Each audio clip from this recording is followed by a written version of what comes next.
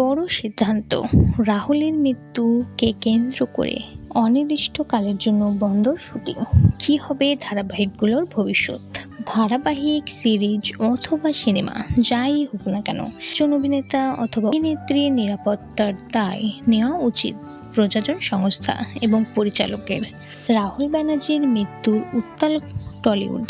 অভিনেতার মৃত্যুর কথা উঠে এসেছে, সেটি হলো কলাকুশলীদের নিরাপত্তার প্রসঙ্গ এবং বিশাল বড় সিদ্ধান্ত নিল টলিউড। মঙ্গলবার থেকে কর্মবিরতির ঘোষণা করা হলে অনির্দিষ্টকালের জন্য রবিবার অর্থাৎ 5ই মার্চ আর্টিস্ট ফোরামের তরফ থেকে ডাকা হলো একটি বৈঠক।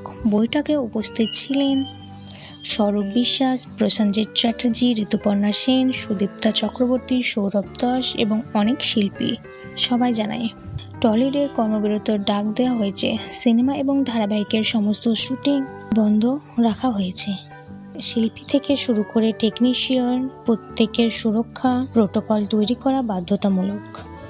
আর্টিস্ট ফোরামের সেক্রেটারি শক্তিলাল মুখোপাধ্যায় জানায়, প্রত্যেকের নিরাপত্তার জন্য লয়াল শুরু করতে হবে। বন্ধুরা, এই বিষয়ে আপনাদের কোনো মন্তব্য থাকলে অবশ্যই কমেন্ট করে জানাবেন। ভিডিওটি ভালো লাগলে একটি লাইক করবেন, চ্যানেল সাবস্ক্রাইব করে পাশে থাকবেন।